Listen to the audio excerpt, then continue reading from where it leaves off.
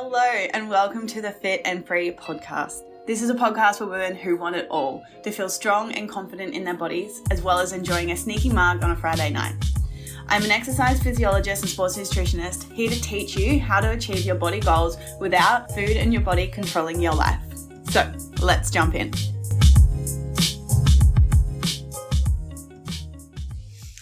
Hello and welcome back to another episode of the Fit and Free podcast. So many things have happened this week and I'm super excited because, as you would have seen by now on Instagram, the Fit and Free podcast has turned 1. Oh my God, can you believe it? We have been recording episodes for an entire year. There's been a couple of weeks where we missed an episode, but we have been consistent for, let's say, 52 weeks. That is huge. And number one, I am so grateful for all of you guys. Honestly, the messages that I get, this is the reason why I do what I do, is to help women honestly overcome their fears of eating more food, because food is not the devil, and learn how to fuel their bodies correctly and get stronger in the gym. And because of that, get epic body composition changes. So first of all, I have to sit here and be so grateful for you guys. I really do appreciate you tuning in. Every single download, every single share, every single review, every single DM. I absolutely appreciate it so much more than you would ever truly know. So I'm freaking excited to be here again, to be in your ears, because in today's episode, we are talking all things protein. But first, I need to tell you about something. It's Christmas season. It's the vibe. We're excited about it. On the weekend, I made Christmas cookies. I went and bought red and green M&Ms and I baked the best Christmas cookies. And these are not the kind with stevia and banana and zucchini. I'm not talking about healthy baking. I'm talking about legit cookies, and they are amazing. And what I've been doing is, in my recess, my morning tea, is I'm having a cookie with my YoPro, and guys, it's a game changer.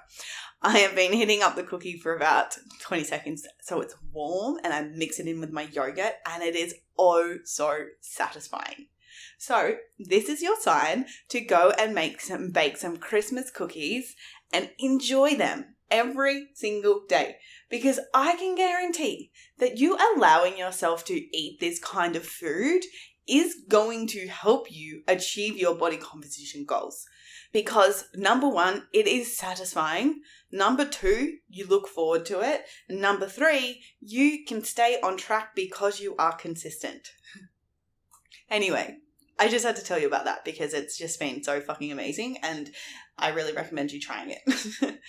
And then for the recipe of the cookie recipe, I just got it off Taste or whatever, off Tasty actually is where I got it. And it is an all-round vibe. So anyway, getting into today's episode, we are talking all things protein. And we hear it all the time. You gotta eat more protein, the importance of protein. So today I want to go a bit deeper into why you guys need protein, signs you're not eating enough, and how to include more protein throughout your day. Just some little tips and tricks to how to include more. Because this is the mistake that I see so many people make, is they just think about calories and they don't think about their macronutrients. And what happens when you only focus on calories is often you actually undereat the correct amount of macronutrients for your body. And if you're undereating protein and if you're undereating carbohydrates, then you're not going to get body composition changes in terms of you're not going to build muscle and lose fat tissue. So ultimately, just focusing on low calories is the recipe of staying skinny fat. Because we see it all the time at Weight Watchers and all the things. It's all about low calorie diets, eat low calories, eat this food, it has low calories. Well, yes, eating a lower amount of calories than what you're burning, yes, if you are in a calorie deficit and eating less than what your maintenance calories are, you will lose weight on the scale.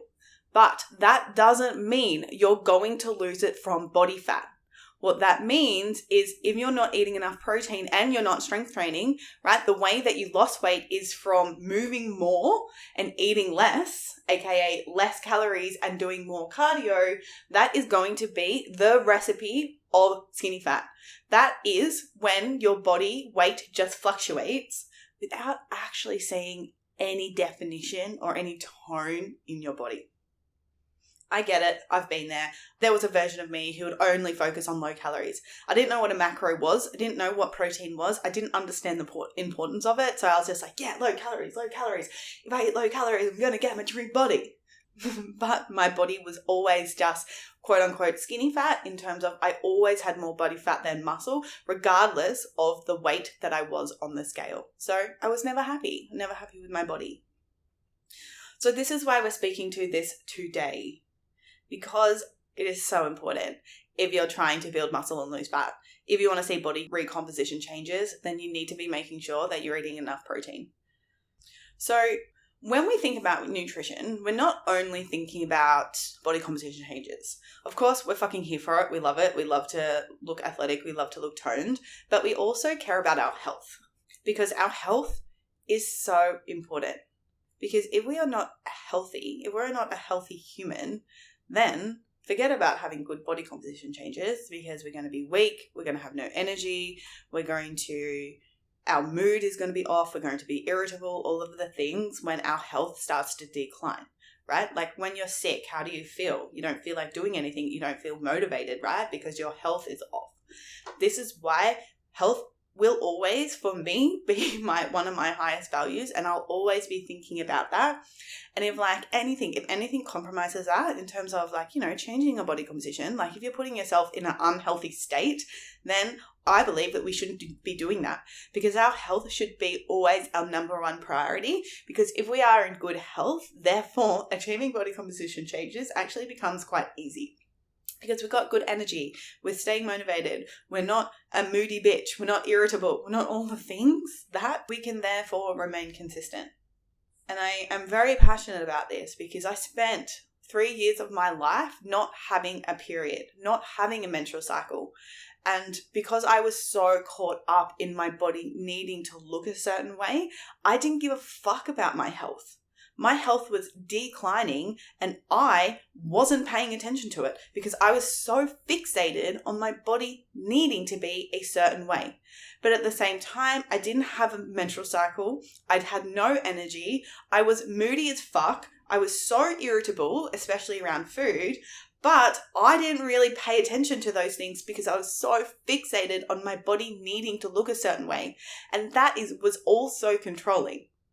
Right? And this is why I'm a huge advocate for not only learning about protein in terms of changing our body composition, but it's also just about health. It's also making sure we're functioning in a healthy way, that we are stable, that we have energy, that we are not a crazy irritable person, because that's not our normal, right? And we're living and leading our lives that way because it's all based off fear.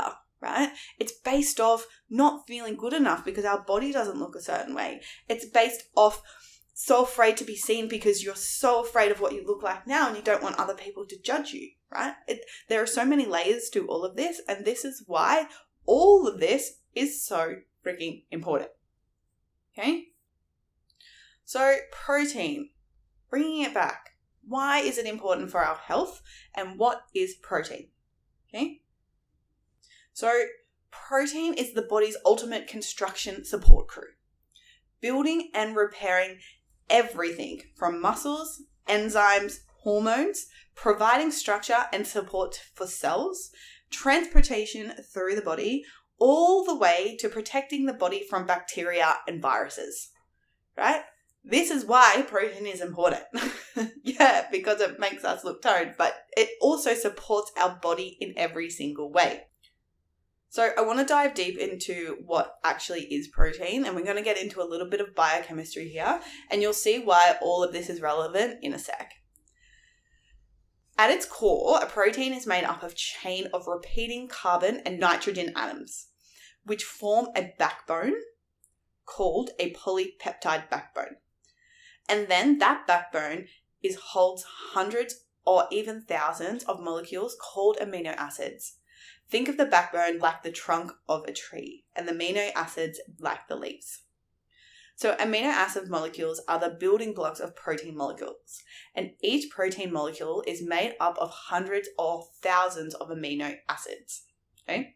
There's about 20 amino acids, and your body can link together the amino acids along these backbones in different combinations to create the various proteins it needs. Some of the amino acids can be made by the body, 11 of the 20 to be exact. These are called the non-essential amino acids. The remaining 9 are the essential amino acids, which the body cannot make by itself. And that's also why they're called essential, because you have to get enough of these 9 through your diet so that your body can function optimally. Okay? So this is why it's really, really important to making sure that we are eating enough total protein during the day. So how do you know if you're not eating enough protein? Number 1 is you're not seeing body composition changes even though you're consistently following an exercise program, aka you're lifting weights. You're not focusing on cardio and burning calories because that's not going to build muscle, right? We know if you want to have a toned body, you need to build muscle. And in order to build muscle, you need to be lifting weights progressively, getting harder, and you need enough protein. So if you're doing the weights part, but you're doing the weights part and your body composition isn't changing in the way that you want, probably you're not eating enough protein. Another sign is muscle loss and weakness, right? Your body breaks down skeletal muscle tissue for energy when there's not enough protein for use. This leads to muscle atrophy. This is really common, and you'll see it in the older population, is as you get older, you actually have to eat more protein. And unfortunately, because a lot of the people lack nutritional knowledge, so you see it a lot as people get older, they're eating less and less protein, and then you see it in their body, their muscles start to atrophy, they start to get smaller. So one thing you can walk away from this episode specifically is get your grandma and grandpa to eat a little bit more protein. Maybe that's getting them to have a protein shake within their day, because that's really, really going to help them as well. A next sign and symptom of not eating enough protein is skin and hair changes, right? It can really impact our physical body in terms of dry, thin, or peeling skin folds due to weight loss, skin lesions or dermatitis on ears, armpits, groins, and genitals, and hair that is dry or falls out easily. Okay? The next one is getting sick more often. A severe protein deficiency can impair your immune system. Protein helps make antibodies which protect you from infection and other illnesses. Protein deficiency leads to fewer antibodies in the body, which can increase your risk of developing an infection. Low protein intake often means lower intake of other nutrients. For example, one meta-analysis of over 11,000 adults aged 51 and older found that adults who didn't meet the estimated average requirements of protein were more likely to fall below the EAR for the number of vitamin and minerals as well. Because that's what you have to think about it. It's like, okay, protein is an essential macronutrient.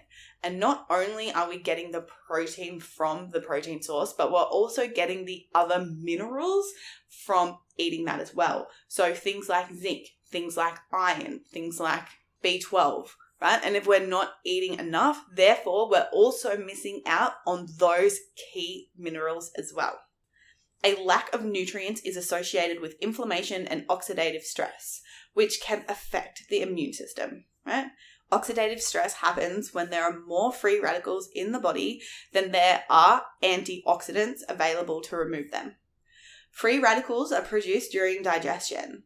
They can damage cells, trigger changes in genes, accelerate aging, and increase the risk of various conditions like heart disease and diabetes. Right? So again, it's so important to making sure that we're fueling our bodies correctly with the right nutrients that it needs for optimal health. The next one is weight loss or gain. So eating a lower protein diet can lead to weight gain. Protein is often more satiating than carbohydrates. meaning you feel fuller for longer after you eat a dose of protein. So not eating enough protein can actually be causing you to gain weight without you even realizing it. Shorter-term research studies demonstrate that a high protein diet can contribute to weight loss and prevent weight regain. All right, moving on to the next one is mood swings, low libido, your period being skipping / non-existent. Okay? All of these things have to do with the body's hormones, aka the messages through the body. Hormones are proteins. So if you're noticing any of the above, it could mean your diet is interfering with your hormones. Okay? This is why optimal nutrition is so important, because having mood swings, having low libido, and having no period is not normal, and it is a sign that your nutrition is off. You're not eating enough. You're not eating enough calories. You're not eating enough carbs, proteins, and probably fats as well. And we're just not prioritizing our health. The next one is niggling injuries like lower back pain, knee pain. Like I said, your body is a construction support crew. So if something goes wrong and there's no construction crew to fix it, well, I think you guys get the picture by now. Now I want to speak to the long-term health consequences of not eating the right amount of protein.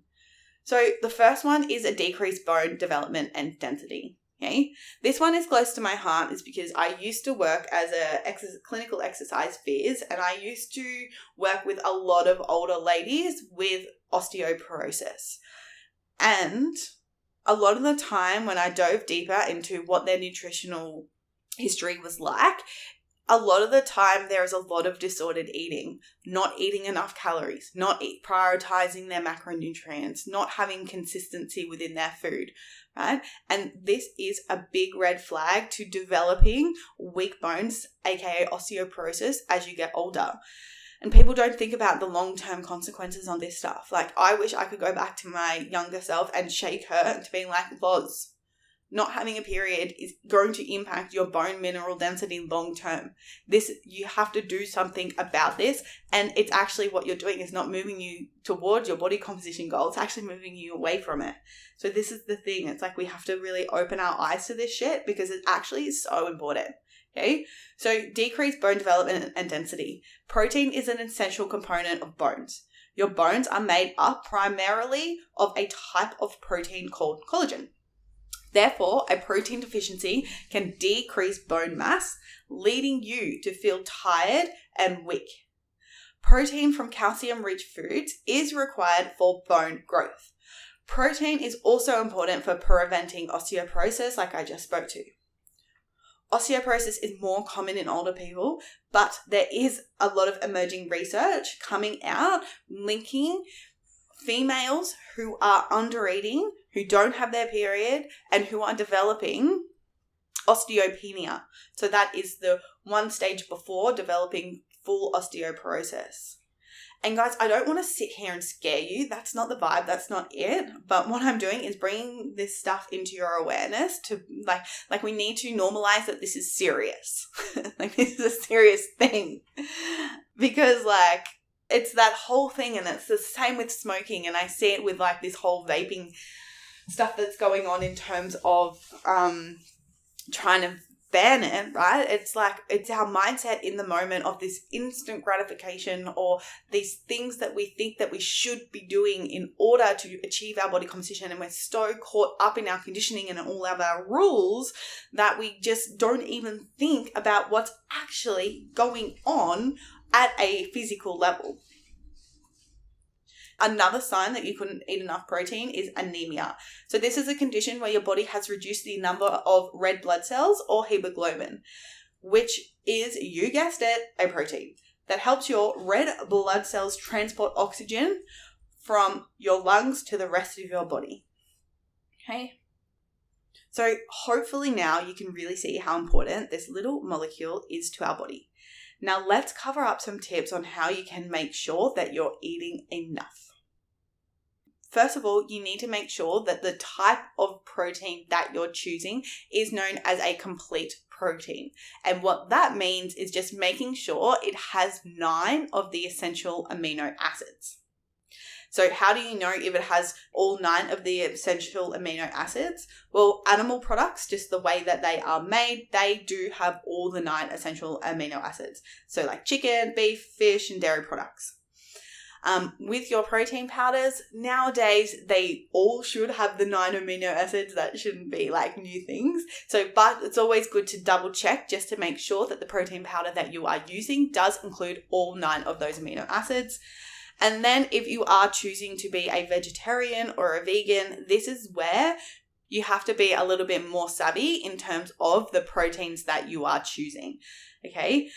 I went through my vegan era, oh my God, but my vegan era was definitely, it was just a cover up for more disordered eating in terms of more bad foods that I wasn't allowed to eat. So I labeled it as vegan. Anyway, that's a whole different story. That's me, my story. But yes, so with the vegan diet, you do have to be mindful in terms of making sure that you are getting all 9 amino acids when you are including a protein source.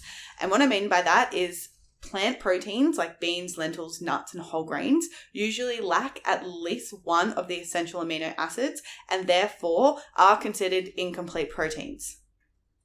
This is why if you're following like a strict vegetarian or vegan diet, you need to choose a variety of protein sources from a combination of plant foods every day when you make up your meals to make sure you get an adequate mix of essential amino acids. A really good thing that you can do is you can just type into Google, type in combinations of complete vegan proteins, and what it will do, it will show you like these 3 foods, you've got to eat them together and that will make a complete protein. Soy products and quinoa do have all 9. That's why soy products are actually really, really good for vegetarians and vegans. I definitely recommend that a lot. But it is something that just needs to be brought into your awareness. And if you do choose to live that lifestyle, then it's just something you do have to take responsibility for and look and making sure that you're hitting those 9 amino acids. So the next tip I have to making sure that you're eating enough protein is just making sure you've got a good quality protein source in every single main meal. Then just having a little bit in your snacks, right? And I know there's going to be a little bit of perfections out there that are going to be like, oh my God, I can't have Christmas dessert because it hasn't got protein in it. No, that's not what I mean at all. So for my fellow perfectionist ladies out there, let's call it 85% of the time. So let's use myself as an example. I have to eat 130 grams of protein per day. So how I distribute that is I'll have about 40 grams of protein at breakfast, lunch, and dinner. So as you can see, having 2 eggs for brekkie is only about 12 grams of protein. Of course, you're going to get a little bit more protein from the bread and if you're having avocado or whatever, but that still is not enough. So what I do personally is I make sure that I've got eggs and I have bacon or ham to bump up that protein source so I can hit that 40 grams there. Then for lunch, again, I'll have 40 grams, and for dinner, again, I'll have 40 grams. And on a practical level, what that looks like is, say I'm making a pasta. If I have about 120 grams of chicken, that will give me about 32 grams, and then I'll get a little bit extra from my pasta because complex carbs have a little bit of protein. And then if I'm having it with some cheese and some dairy as well, like cream and some parmesan, that really bumps up the protein quite high. So as you can see, the addition of all the macros do make a difference in terms of bumping up the protein.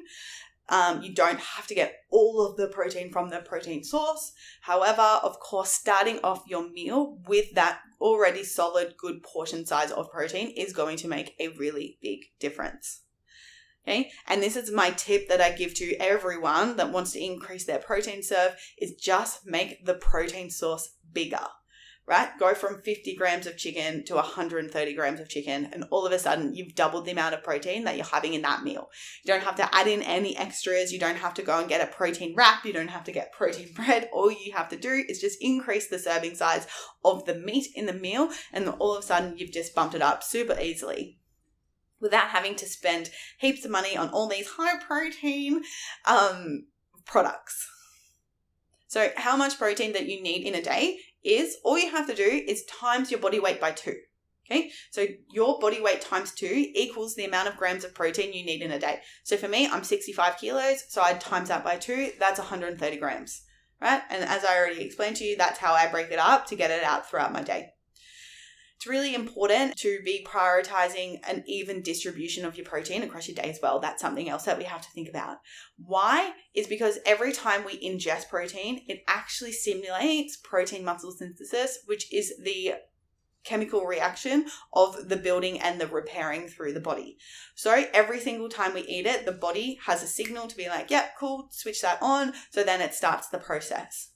And that's the mistake that people make. They'll just have one massive meal and therefore they're not getting that bump up of that signaling each time throughout the day. So it actually inhibits the repair signaling to get that started throughout the day.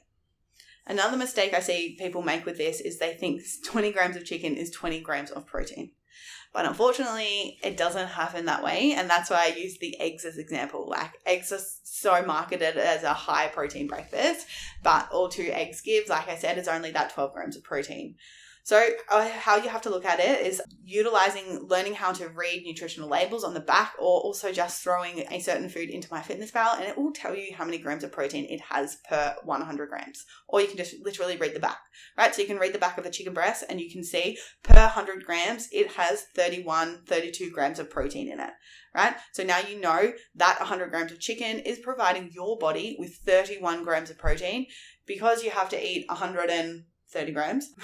And if you have to eat 130 grams like myself, you know you still have 100 to go. And this is the nutritional method that I teach inside the Fit and Free Academy, is learning about portion sizes of, you know, what 120 grams of chicken looks like. Ultimately, what it looks like is just the size of your palm. So you can easily go off that, making sure every single time you have a main meal, you're literally just including a protein source, whether that's chicken, steak, fish, whatever, and making sure that it is the size of your palm every single time you eat it. And if you're not having a protein source at the size of your palm, you're probably under eating protein. And then the last thing that I just wanted to say here today in terms of making sure that you're eating enough protein is, honestly, it comes down to preparation. This is the element of, like, we need to take radical responsibility in reaching our goals. And if we are not prepared, as in we haven't taken the time to meal plan, or we lack the nutritional knowledge to even how to create a balanced meal, then we're probably not going to be able to be successful in reaching our goals. Okay. This is the bit where we have to, like, step up, be consistent, like, actually do the work and what it takes, because it does require effort and it does require a radical responsibility in order to achieve what you want. So, my loves, thank you for being here. I appreciate you more than you'll ever know, and I will see you you will hear me in the next episode. Bye.